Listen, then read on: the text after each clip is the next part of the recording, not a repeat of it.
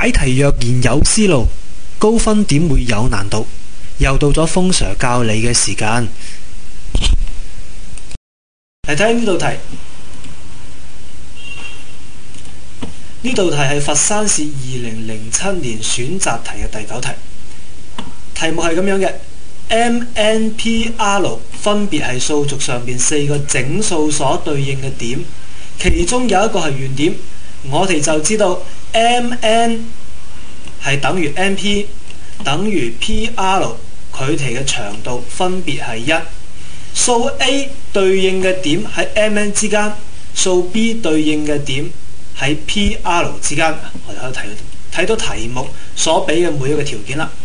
另外一個就係已知 A 嘅絕對值同埋 B 嘅絕對值之和等於3，則原點係乜嘢？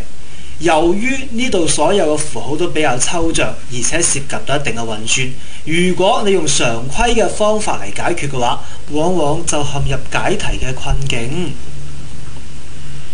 但係只要我哋細心咁樣留意，呢度有3段線段，佢哋嘅長度分別係1。其實換言之就係，其實我哋睇呢度由 M 到 R 點，分別由3段為1嘅線段組成。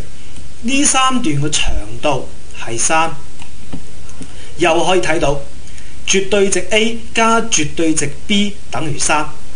換言之，其實 A 同 B 之間嘅嗰個距離係少於3嘅。只要我哋對數軸稍有一定嘅理解嘅話，我哋知道 A 嘅絕對值係代表 A 到原點嘅距離， B 嘅絕對值係代表 B 到原點嘅距離。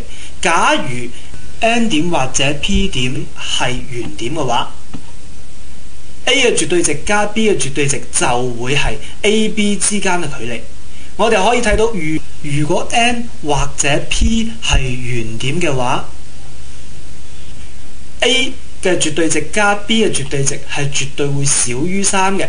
由呢度可以睇到，其實 N 同埋 P 都係我哋應該排除嘅。